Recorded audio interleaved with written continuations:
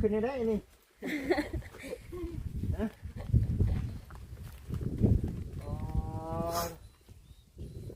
อย่างไรเนาะตั้งเอานี่ได้บ่นี่ตั้งเอาสิได้เนาะตั้งกันบ่แต่ว่าเป็นดินบ่บ่จิตเพิ่นเป็นหยังเพิ่นคือตั้งอันนั้นนี่อ่ะจังว่าเด้อเนาะให้มันเพียงหมดดีกว่าเถียงหน้าบ่จิตขุดไปเกือบฮอดเม็ดขุดถมนะมันยังตีอยู่เช้ามันต่ำพอลังดาเพิ่นว่าบ่อยากคุยหิมาแล้วบัดหาเงินได้บัดคุ้นดินเข้าแล้วก็เลยใส่เท้าตั้งไว้ก่อนปีนได้ก็บ่ได้นี่บ่ได้เลยเนาะ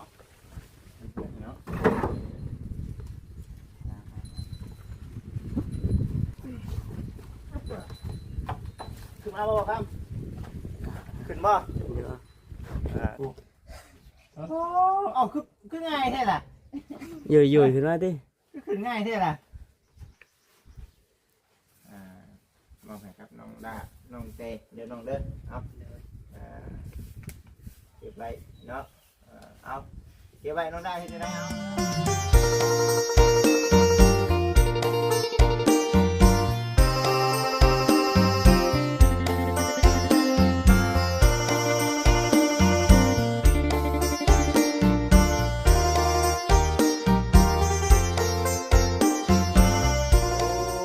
โดยกับทักทายสบายดีเด้อกับสบายดีสวัสดี FC บัดสุขุสู่คนพบพ่อกับบ่จิตอุทุมพรคือเก่าพี่น้องเอ้ยมามื้อนี้วันนี้เด้อเนาะบ่คือเก่าบ่คือเดิมได้พี่น้องเอ้ยเนาะหมู่บ้านน้องด้าเนาะอยู่ที่เดินน้องด้าเดินน้องแต่พี่น้องเอ้ยเด้อถือว่าเปลี่ยนแปลงไปหลายเนาะบ่ได้มาล่ำมือล่ำไหลก็ได้พี่น้องเอ้ยลักขั่วเพิ่นเนาะยาวเหยียดอ้อมเบิดแล้วนี่น้องเอ้ยเนาะสบายดีแต่ไกลเลยนะเนาะเอาพ่อแม่พี่น้อง FC ทุกท่านถือว่ามื้อนี้สิมาอัปเดตให้กับพ่อแม่พี่น้อง FC ได้เบิ่งได้ชมอยู่ที่เดินเฮือนเนาะของทางน้องดาเพิ่นพี่น้องเอ้ยเอาสบายดีอีกเทื่อเด้อเนาะเขาท่าแท้อันนี้เนาะสวยงามพี่น้องเอ้ยอันนี้จะเป็นในหน้าบ้านเพิ่นได้นี่เนาะเบิ่งก่อนเดี๋ยวสิได้ถ่ายคลิปให้กับซีได้เบิ่งได้ชมก่อนเดี๋ยวสิไปเบิ่งใกล้ๆเนาะพุ่นปอเด้อบ้านเพิ่นปลูกใหม่ได้นี่เนาะเฮ็ดเองเนี่ยนี่เนาะแม่นบ่ธรรมดาเนาะเฮ็ดเองก็เป็นอันนี้โอ้บ่จิตจ้างช่างอยู่พี่น้องเอ้ยของบ่จิตเนาะปาบ่คำมากับบ่คำ2คนพี่น้องเอ้ยสบายดีเนาะปึ๊บเบิ่งไปนำกันพี่น้องเอ้ยโอ้มาวันนี้ตั้งเนาะตั้งแล้วบัดนี้เฮ็ดจังได๋ล่ะพูดเอาเองบ่พูดเอาเองครับเนาะสบายดีเชื่อเด้อสบายดีโดยเอ้าสบายดีขึ้นได้นี่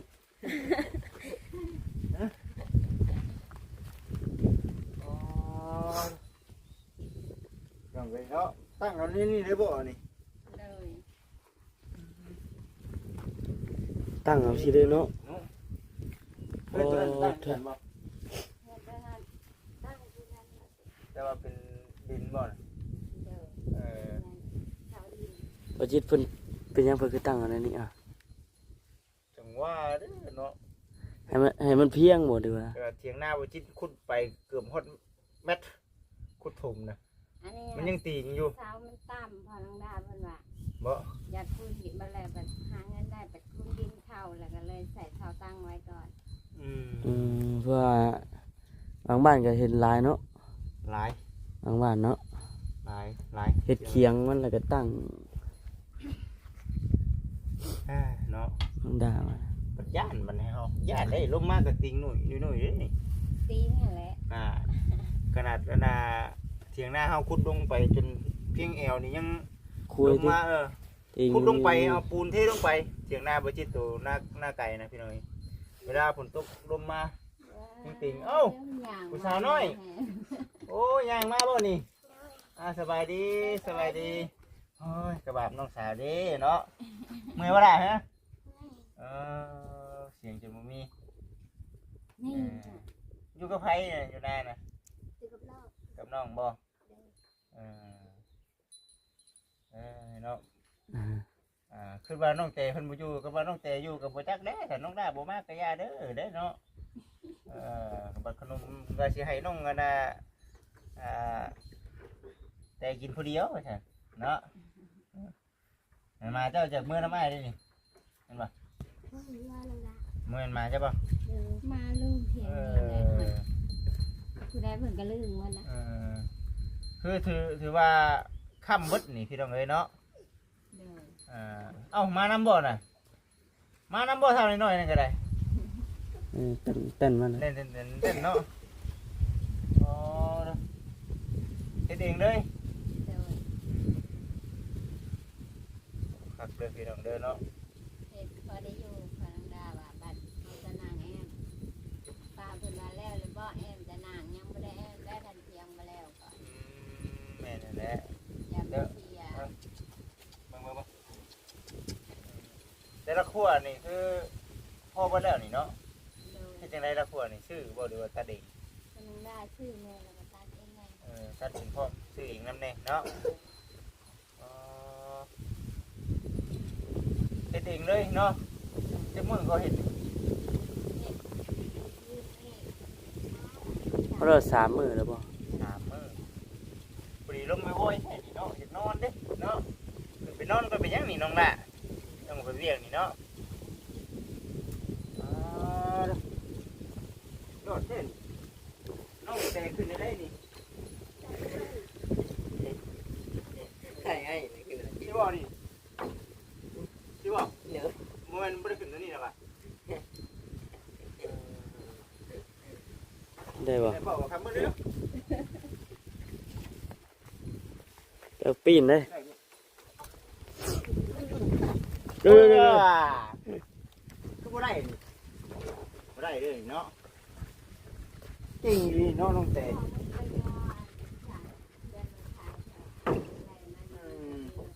หาวิธีขึ้นก่อนพี่น้องเอ้ยเนาะถ้าเกิดพี่น้องเอ้ยขึ้นบ่ได้ยิ่งจะขึ้นบ่ยิ่งเนาะ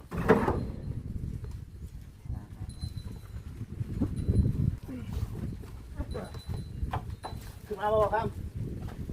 ขึ้นบ่ขึ้นมาเทิงก่อนได้บ่มาจากวิธีนี่ ตามคิดไว้บัด ฮะ คิดไว้ มันกลวยบ่ผมบ่พังเลยเฮ้ พนังดาเพิ่นก็เลยเอาไป สูตรเพิ่นในนั่นบ่สูตร เพิ่นนี่ดอกนี่จะก็แล้ว ก็เอาไปผมเอาเนาะแล้วก็น่ะจึงขุดเสาเนาะ ระวังแน่นี่น้องบ่จิเดียวโป๊ก โอ้ตำหัวได้แล้วเนาะสังกะสีเฮาพอดีเลยแม่นบ่พอดีเดี๋ยวอยู่บ่แค่นี้คันเดือเนาะเห็นบ่พอกันแล้วพี่น้อยนี่ชื่อเองบ่นี่ พนังดาเลย เลยเองเว้ยหมดแค่นี้เนาะมันเป็นเครื่องเก่าได้นี่เนาะเครื่องเก่าได้เป็นอันนี้พี่น้อยเนาะน้องดาขึ้นมาได้แล้วน้องดาเนาะคักเนาะห้องบ่คักอยู่พี่น้อยมาอัปเดตให้กับ FC เบิ่งก่อนเนาะตัวนี้เฮ็ดเองเลยมันก็เก่งบ่ครับ เจ๋ง มาแจ้งกันมาที่เจอกันมาพี่ฮะมาพี่โอ้นั่งก่อนสิเราเนาะนั่งก่อนโอ้ยน้องได้ขึ้นมาได้เฮ้ยขึ้นได้ป่าวะ ขึ้นได้หรือวะเป็นที่เพิ่นพากันขึ้นอยู่ ขึ้นอยู่ป่เคยขึ้นอยู่ป่ขึ้นได้เก่งดีเลยนี่ครับผ โอ้เอาคือง่ายแท้ล่ะ อยู่ขึ้นมาติ คือง่ายแท้ล่ะต้องถามเบิ่งสิพี่น้องนอนสิน้องต้นกล้าขึ้นบ่ได้แล้วน้องต้นกล้าคือกันบ่ขึ้นบ่ได้บ่น้องต้นกล้าขึ้นบ่ได้ก็บ่เป็นหยังติ๊กจบไปเนาะโอ้คนง่ายเนาะเด็กน้อยเขาให้ปืนต้นงิ้วปืนต้นไม้เก่งเนาะต้นกล้าสบายดีด้วยล่ะสบายดีแจ้งเบิดบ่ครับเอามานั่งคุยกันก่อนนี่แหละโอ้คุยเรื่องนี้ถือว่าเอ็มพาได้เนาะเอ็มพานี่ไม่เอ็มพาเบิดได้มีบ่ เพื่อทางนี้ บุขอรกเนาะขึ้นว่าแบบไหนขึ้นสิเอาไม้เดี๋ยวเอากระจาด บางอย่างเวลาทันไม่ช้าไม่แป้นแล้วพ่อกะเอาไม่กระจาย โอ้ยได้ไม้กระจาดเอาดิเด็กตะปูเขาพ่อบ่ จะปูว่า มีบ่ มือข้างนี่นะแป้นที่นิดนี่แหละ คอยเห็ดไปดิ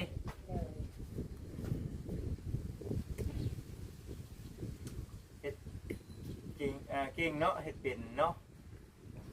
เราเคยเห็ดเฮือนแม่นบ่นี่ เราเคยไปเป็นกรรมกรให้เขาเลี้ยงแบบนี้ โอ้สำนีก็ถือว่าโอเคเด้นี่เนาะ เคยไปเป็นกรรมกรให้เขาไปนำเขาแล้วก็มาดูที่เห็ดแล้วก็มาเห็ดเอาเอง มาเห็ดเองเนาะมันต้องแต่เด้จับซอยเพิ่นบ่นี่เนี่ยจับซอยนำมีแผนการว่าได้น้องด้าสิมานอนที่บ่บนครอบครัวเลย เดิน วัดครอบครัวนี่ก็คือว่าได้เนาะอยู่ทางนั้นก็ว่าอีกแบบหนึงอีกเนาะอยู่ทางนี้ก็คือว่าแล้วพื้นไผ่เราก็ได้ออกมาแล้วไหลน้ำอยู่พุ่นเป็นยังไงไหลน้ำอยู่พุ่น ได้สบายอยู่ ได้สบายอยู่เนาะอยู่พุ่นก็สะดวกสบายทั้งนั้นเนาะ เดิน ยำให้ยำนาวันนี้ก็ตัวนี่ได้ค่ะตัวนี่เรื่องก็ไปดิก็ออกไปนี่เป็นยังไงก็น้องได้น้องเจมีเวิร์ดบ่เครื่องมัน ยังบ่มีแต่ละ เป็นเสาบ่เป็นเสาแน่เสามีได้เสานะ เช้ากับเช้าเปล่าแล้วมันอะไรนี่ อันนี้เป็นเรื่องเฮือนนะพี่น้องเนาะเฮือนกับแม่นี่นี่เนาะ เดิน เฮือนเฮ็ดไม้ธรรมดาพี่น้องเอ้ยเนาะบ่ได้ดูรายอย่างไรเลยพี่น้องเอ้ยเนาะแต่ว่าอยู่ร่วมกันมีไผสิออกมานอน เห็นแล้ว ก็ถือว่าซ้ำนี้ก็โอเคแล้วเนาะคักอยู่น้องเตแล้วมานอนนี่ก็คักเลยเนาะน้องเตเนาะโอเคหมู่ทางครับเนาะคักอยู่เด้อพี่น้องเด้อเนาะเรื่องไฟฟ้าเป็นยังไงเรื่องไฟฟ้าเนี่ย เรื่องไฟฟ้ายังบ่ฮู้ว่า ยังไม่จักเรื่องเนาะ เดินเพราะว่ามันเป็นหมอเฮือนนั่นเด้ซื้อมาใส่ สายไฟผ่านอยู่หักมันดึงลงมาบ่ได้เนาะ เดิน มันเป็นไฟในสูงพี่น้องว่าได้มื้อนี้ก็มาอัปเดตให้กับ FC ได้เบิ่งได้ชมเนาะความคืบหน้าไปก็ต้องบ่ธรรมดาเด้อพี่น้องเด้อเนาะเติมนึงอยู่หรือว่า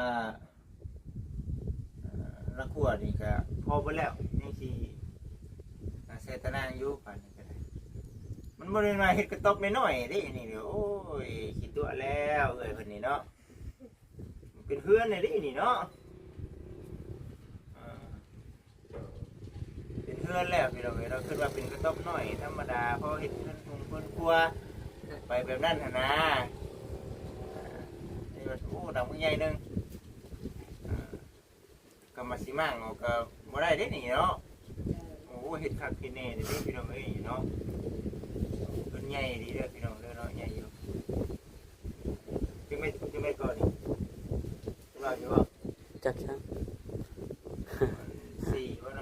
าะ จ่ายจากบ้านจากแพนนี่ เตะเท่ากันหน่อย บ่ฮู้ก็สิได้พอน้องดาเพิ่นสิแอมแต่ทางข้างกับทางเห็นหัว ตัวนี้แม่นบ่ตัวนี้กับตัวนี้ทั้งหน้านี่บ่ได้แอมเนาะ ทางหน้านี่เพิ่นสิไว้แบบก็เอาไปก่อน ก็แต่ว่าเครื่องเพิ่นยังบ่ได้มีหยังเลย โดย เครื่องเพิ่นบ่มีหยังเลยแต่เสานี่กล้าว่าเอาเสาก็ได้อยู่บ่ประมาณจักเสาบ่3เสาเนาะ เราก็ 3เสาสังกะสีก็ต้องเริ่มอีกแม่นบ่ โดย สังกะสีแต่มันข้างละเท่าไหร่ก็น้องแกสิทำมาสิ มือมันสวยอะไร มันมึงเสียเพิ่นบ่ บางที โอ้หมดบ่วัน10เนาะ แล้วก็สิ เห็นบ่ 11แผ่นบ่สิ ข้างหนึงสิบ่ โดย โอ้11เฮาก็เอาไปอีก11ก็ประมาณ22เนาะสมมุติว่าเอาลงสำคัญหรือว่าลดลงอีกบ่ครับเจ้า อืม เอาลงไปพุ่นเจ้าขึ้นไปนี่เลย เอาลงไปทุก จังสีความยาวมันนะ เจ้า แม่ความยาวมันได้บัดนี้ อันนี้ยัง11ฟุตบน 12 12 12ฟุต เอารถนี่นะ เอารุ่นนี้หน่อยหนึงเนี่ยเนาะจะทำกันมันก็โอ้ธรรมดาเด้เนาะ เอารถได้ว่า อืม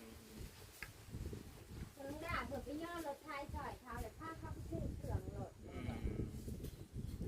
แดดมาหอดอาหารจะปีนรถออก คือว่าแหละเดี๋ยวจังไดก็จังว่ากันอีกเทื่อเนาะตัวนี้ก็ได้ถือว่างามเด้องามคักงามคักจะมานอนเด้อน้องน่ะเออ ต้องตึกกล้าแล้วมานอน อยู่พุ่นก็มีบอลไผบอลมันบ่ เดี๋ยวแม่เราจะนอนไปนอนมา อ๋อเป็นผู้สาวเลยนี่นอนคนเดียวเลยแล้วน้องแต่เด้ อันนี้ก็บ่อนนคนเดียว ผู้เดียวคือกันอีกเอาเลยเนาะพ่อกับแม่น้องตุนกะ นอนพอกับแม่ เอาน้องตุนกะได้ฮะ นอนพอน้องแม่ เดี๋ยวน้องตุนกะกับเดียวอีกโอ้ธรรมดาปั่นกันโดดๆนี่เนาะมานั่งอยู่เทึงมาฉันในพี่รองคักเลยมันเย็นเนาะมีมานั่งซีเป็นจีว่าโอ้ยว่าลุงก็ได้ดอกบัจีเลยมาฉันแต่ว่าว่าอยู่เทึงพี่รองเนาะเวลาขึ้นมาก็ขึ้นมานั่งเพื่อนใหม่ก็น่ามาฉันเลยทำไมบ่หนาวเนาะเดี๋ยวก็แล้วแหละเบิ้งไอ้เชี่ยไม่ปิดจัดให้เบิ้งเด้อครั้งนี้เอา3ซะเนาะ3 6ประมาณ6เนาะมา6-7แผ่น 6-7 แผ่นนะเจ้าตัวนี้ประมาณ7 แผ่นเนาะ7 แผ่นก็คือสิพออยู่7 แผ่นน้ำแน่งามคักเนาะเอาผู้ใดชาเดียวมื้อนี้ทั้งไอ้เองก็เข้ามาเยี่ยมมาอัปเดตเบิ่งเนาะก็ถือว่าเป็นทั้งพอน้องๆเพิ่นเฮ็ดเองได้บ่ได้จ้างจุงเรื่องจ้างหยังได้ละบัดนี้ เดี๋ยว เฮ็ดเองหมดเลยเนาะ เลยจ้างบางทีพอแต่มือย่อหันห้ามี3คนย่อซอย ย่อซอย3 คนเนาะ เดี๋ยว เฮ็ดเองก็เป็นแล้วโอ้ยเบิดเท่านั้นแล้วเนาะเบิ่งซะเบิ่งเดียวบ่จิตชื่อสังกะสีแน่ชื่อเครื่องชื่อของมื้อนั้นน่ะหลายอย่างในแนวเนาะแต่ว่าเงินน่ะยังเหลือ1,800เนาะ1,800ไปจริงๆก็เลยเสร็จไปถามทางเอมี่เนาะเอมี่เพิ่นก็ว่าเป็นค่าน้ำมันน้องน้ำเวอร์เนาะแล้วก็มอบให้กับนางน้องด้าน้ำมาแทนเนาะได้เงินไปแล้วสิไปเฮ็ดหยัง นี่จะพูด สิริกระปูเนาะโอ้ยเราเบิ่งก่อนสันติเรามีบ่เนาะเนาะ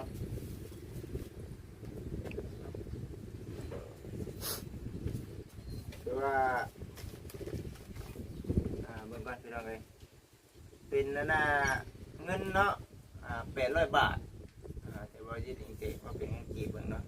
ปกติมันได้อยู่480,000แต่ว่าบ่จิตอันน่ะให้น้องเพิ่น500,000เลยบ่ซั่น1 2 3 5เนาะถือว่าเป็นเงินจำนวน500,000เนาะมอบให้กับทางน้องเต้กับน้องดามอบให้กับทางพ่อกับแม่เด้อ เดี๋ยว มันยังไงนะ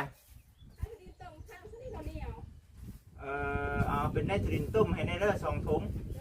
นี่คนนี้ได้ค่ะ จุกันเบิกเงินแล้วเนาะเรียกได้เลยเด้อ เกี่ยว เล่นเล่นตรินต้มเป็นเท่าไรก็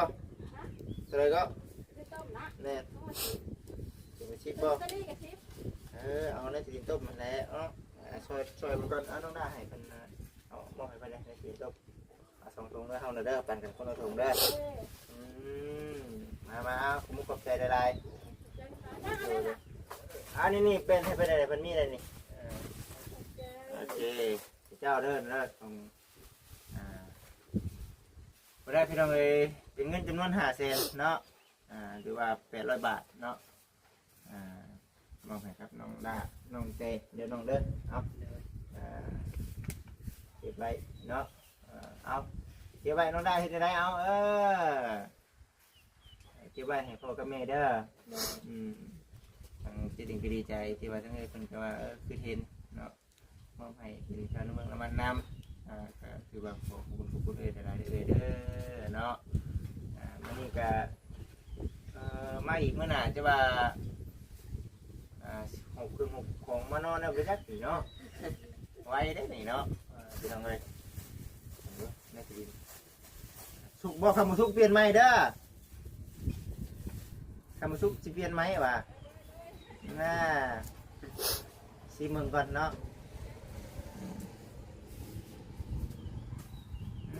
ตัวบุคักแต่มันแซ่บโพดได้เนี่ยแซ่บเกินไปแล้วนี่เนาะ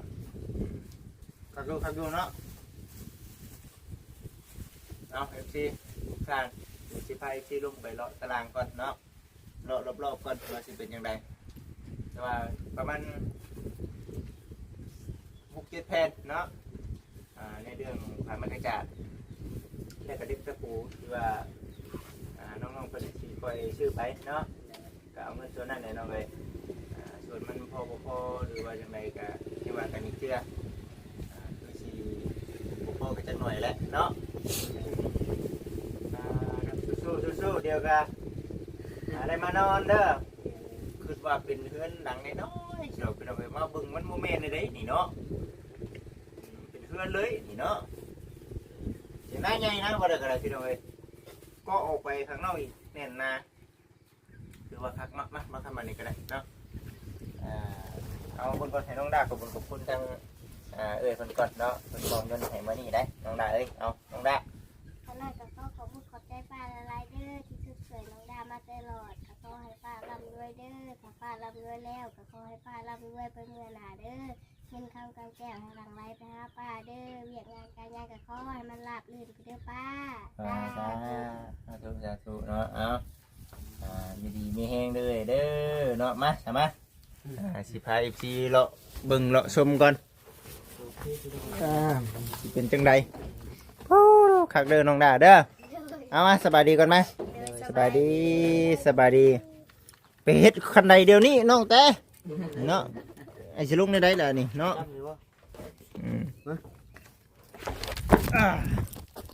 เบิ่งเด้อระวังพลาดเด้อเนาะได้ต่อไปก็จะเป็นดินทุมมันได้พี่น้องเอ้ยมันจังอันนั้นเนาะอันนี้ย่อมครับว่า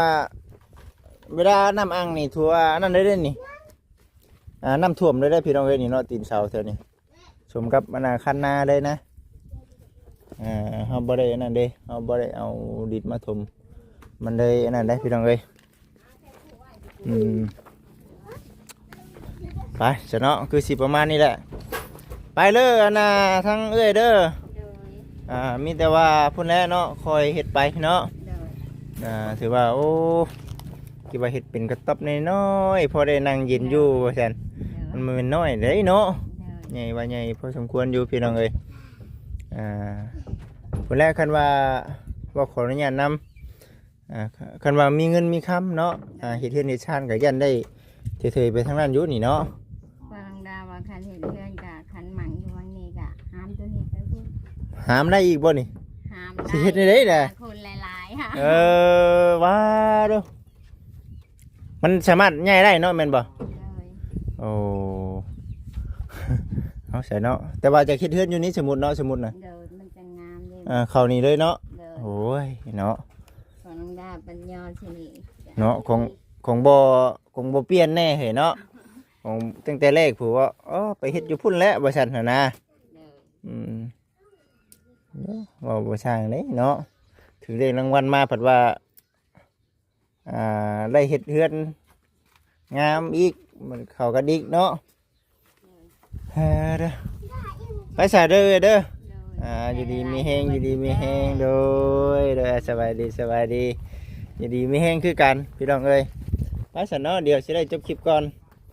ทางบริษัทเองก็เดี๋ยวสิได้ไปเบียกต่อก่อนเด้อเนาะก่อนอื่นก็สิ่งที่สำคัญขอขอบคุณทางเอ้ยเมย์หลายๆเด้อเนาะอยู่ทางญี่ปุ่นหิมะตกแล้วบ่เศร้าตกแล้วบ่เนาะกลับมาบ้านเอาหิมะให้ใส่ขวด มาให้เบิ่งนี่เด้อเนาะบ่เคยเห็นบริษัทบ่เคยสัมผัสอีกบริษัทเนาะเพื่อมาฮอดบ้านเฮาจะมันเปื่อยมันก็สิเปื่อยมันเปื่อยออกมามันก็เป็นน้ำบ่พี่น้อง FC นี่มานี่เนาะมาบ่หยอกเด้อขอขอบคุณเอ้ยหลายๆขอให้อยู่ดีมีแฮงเด้อเด้ออายุมันขวัญยืนร่ำรวยเนาะ FC นำสำหรับคลิปนี้ขอกล่าวคำว่าสบายดีเด้อพ่อแม่พี่น้องเด้อ